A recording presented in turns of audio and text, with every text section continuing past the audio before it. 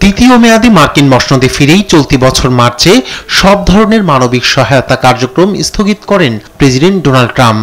এর প্রভাবে বিশ্বজুড়ে প্রায় 1.5 কোটি মানুষের মৃত্যু হতে পারে। মঙ্গলবার প্রভাবশালী চিকিৎসা ও জনস্বাস্থ্য সাময়িকী দ্য ল্যান্সেটের প্রতিবেদনে জানানো হয় এ সংখ্যার কথা।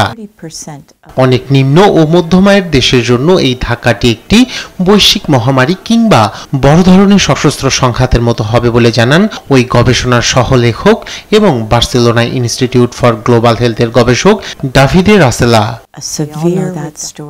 ডোনাল্ড ট্রাম্প প্রেসিডেন্ট হিসেবে দায়িত্ব নেওয়ার পর থেকেই মার্কিন দাতা সংস্থা ইউএসএআইডির বৈশ্বিক সাহায্য কর্মসূচিতে ব্যাপক বাজেট কাটছাঁট করে ট্রাম্প প্রশাসন। এই পদক্ষেপকে অপ্রয়োজনীয় ব্যয় কমানোর অংশ বলছে হোয়াইট হাউস। তবে এসব কাটছাঁটের বিরুদ্ধে সতর্ক করে আসছেন মানবাধিকার বিশেষজ্ঞ ও কর্মীরা।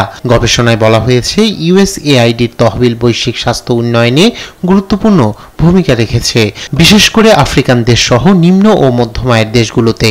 গেল 2 দশকে এই সংস্থার অর্থায়নে পরিচালিত কর্মসূচি 9 কোটির বেশি মৃত্যু রোধে সহায়তা করেছে, যার মধ্যে 3 কোটির বেশি শিশু অন্তর্ভুক্ত।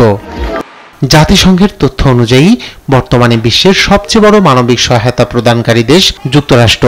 বৈশ্বিক সাহায্যের 38% উৎস ওয়াশিংটন। গেল বছর দেশটি $61 বিলিয়ন বৈদেশিক সহায়তা দিয়েছে, যার অর্ধেকেরও বেশি গেছে ইউএসএআইডির মাধ্যমে। রায়হান কবির শুভ্র, নিউজ ডেস্ক, দেশ টিভি।